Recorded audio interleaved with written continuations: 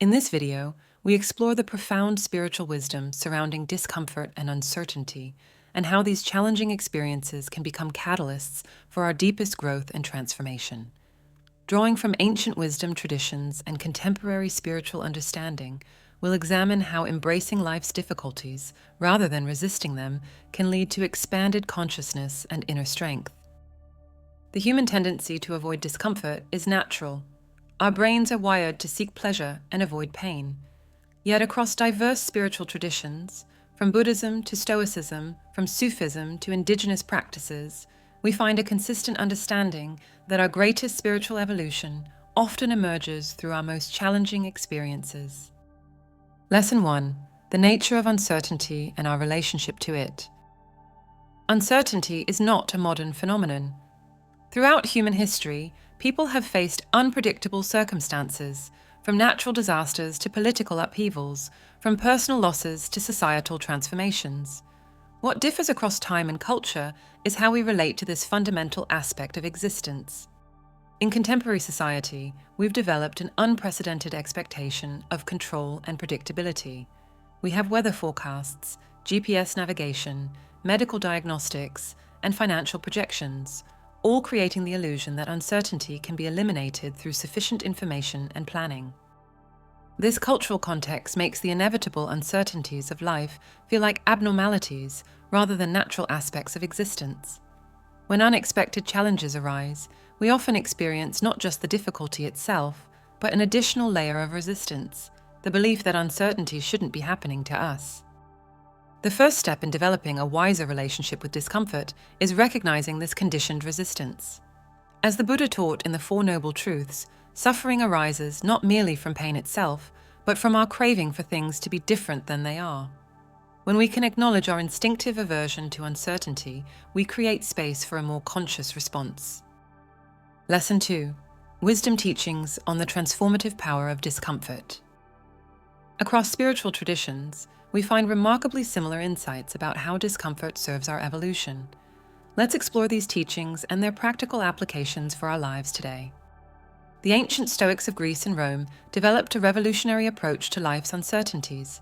Rather than seeing discomfort as something to avoid, they intentionally practiced what they called voluntary discomfort. Seneca, a prominent Stoic philosopher, would regularly practice poverty, sleeping on a hard mattress, wearing simple clothes, and eating plain food, even though he was one of Rome's wealthiest men. This practice wasn't self-punishment, but preparation. By voluntarily embracing discomfort, the Stoics built psychological resilience that served them when facing life's inevitable challenges. They understood that comfort, while pleasant, doesn't build strength. Just as muscles develop through the resistance of weights, our inner resources develop through facing resistance in life.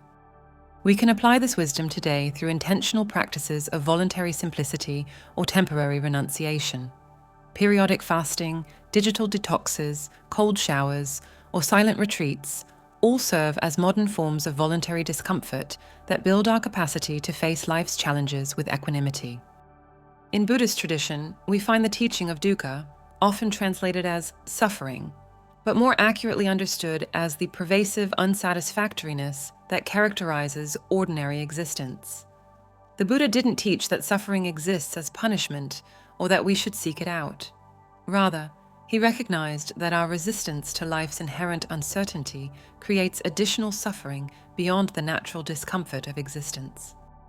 The second noble truth identifies tanha, craving or clinging, as the cause of suffering. When we cling to comfort and certainty in an inherently uncertain world, we set ourselves up for disappointment and anxiety. The path to freedom lies not in controlling external circumstances, but in transforming our relationship to them. Contemporary Buddhist teacher Pema Chodron articulates this wisdom in her teaching on the wisdom of no escape. She writes, "We think that if we just meditated enough or jogged enough or ate perfect food, everything would be perfect. But from the point of view of someone who is awake, that's death. Seeking security or perfection, rejoicing and feeling confirmed and safe, is some kind of death." This doesn't mean we should never seek comfort, but rather that we recognize the futility of building our happiness on the shifting sands of external conditions. True freedom comes from developing an inner stability that remains unshaken amid life's inevitable changes. Sufism, the mystical dimension of Islam, offers some of the most beautiful teachings on how difficulty transforms the human spirit. Sufi poets and teachers speak of life's challenges as a divine invitation to deeper awakening. Rumi, perhaps the most beloved Sufi poet, wrote, "The wound is the place where the light enters you." This profound metaphor reveals how our places of pain and vulnerability become openings for divine grace when approached with surrender and trust. The Sufi concept of fana, the dissolution of the separate self, teaches that our ego's resistance to discomfort actually prevents our union with the divine. When we surrender our demand for comfort and control, we create space for a deeper reality to emerge. Indigenous spiritual traditions around the world offer profound wisdom on embracing the natural cycles of comfort and discomfort, certainty and uncertainty. Many indigenous cultures incorporate rites of passage that intentionally use discomfort as a catalyst for transformation. Vision quests, sweat lodges, and initiation ceremonies create controlled environments of challenge that facilitate spiritual awakening and identity formation. These traditions recognize that just as nature moves through seasons of abundance and scarcity, growth and dormancy, human life naturally flows through cycles of ease and difficulty. Resistance to these natural rhythms creates suffering, while alignment with them brings wisdom.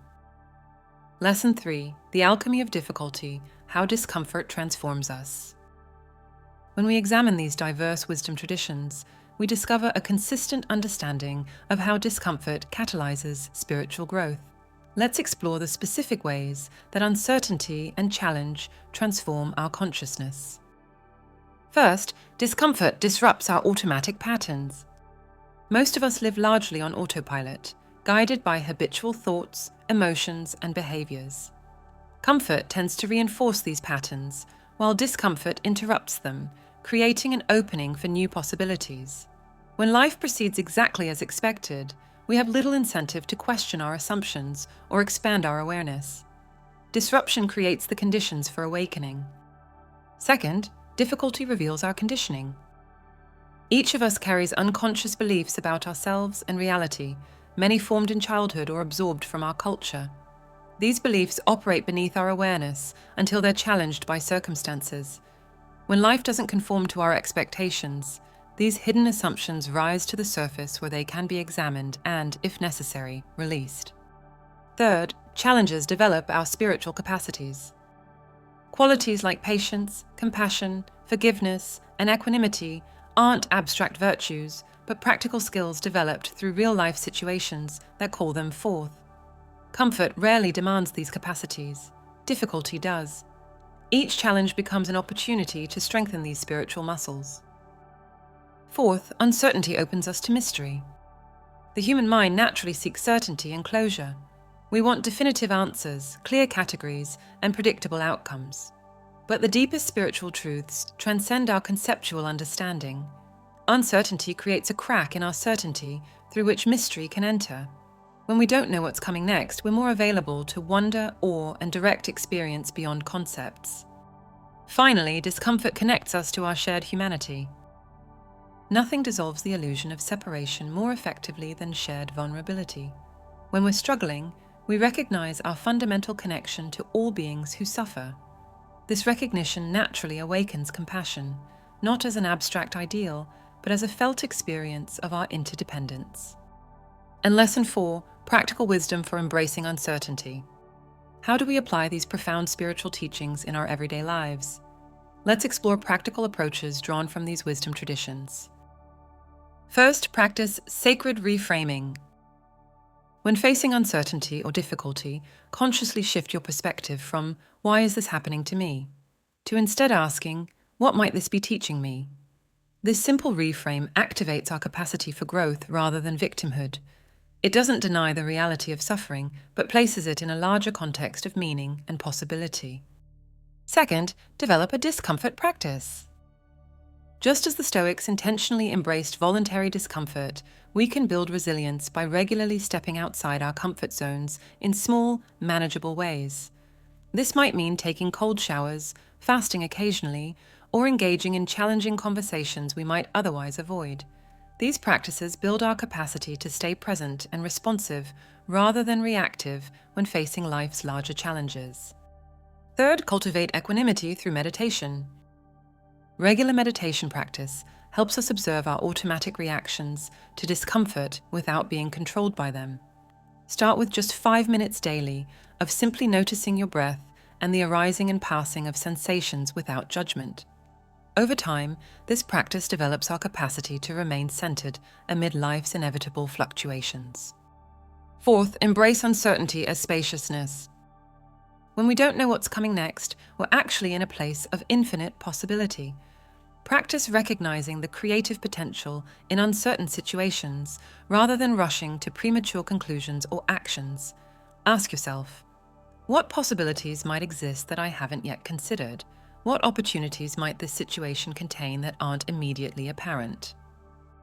Fifth, find community in discomfort. Sharing our struggles with others who understand the spiritual dimension of difficulty can transform isolation into connection. Whether through spiritual community, therapy, or trusted friends, allowing ourselves to be seen in our vulnerability creates healing bonds. As Ram Dass wisely noted in his saying, "We are all just walking each other home." Sixth, practice embodied awareness. Discomfort often manifests physically before we're consciously aware of it. By developing greater sensitivity to bodily sensations, we can recognize and respond to discomfort before it overwhelms us. Regular practices like yoga, tai chi, or body scans help us develop this embodied awareness, allowing us to work with discomfort while it's still manageable. Finally, cultivate trust in the larger process of life. Every wisdom tradition points to an intelligence operating in the universe that transcends our individual perspective. Whether you conceptualize this as God, Buddha nature, Tao, or simply the natural intelligence of evolution, developing trust in this larger process helps us surrender our demand for immediate understanding and control. In conclusion, the wisdom traditions we've explored offer a radical alternative to our culture's obsession with comfort and certainty. They remind us that discomfort isn't a mistake or punishment, but an essential teacher on our spiritual journey. When we embrace uncertainty with courage and openness, we discover resources within ourselves we never knew existed. We develop resilience not by avoiding life's storms, but by learning to dance in the rain. The spiritual path isn't about escaping life's difficulties, but about transforming our relationship with them.